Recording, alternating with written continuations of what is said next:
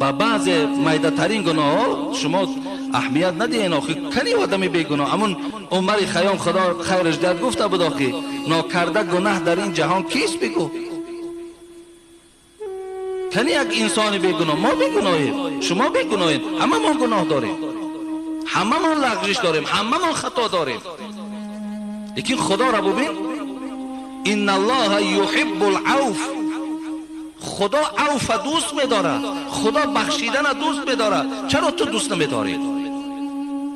تام ببخشی چی گپی نداره. زندگی است، زندگی آینه بیش و کمیست. هر شب در آسمان ستاره نیست. مثل آسمان زندگی یک جنگ می شود، یک کشاکش، یک قهر می شود، یک چی می شود، لیکن معنی را ندارد که 3 طلاق در دامنش بیتی و جواب برای تو. این خیال نکنیم برادر عزیز.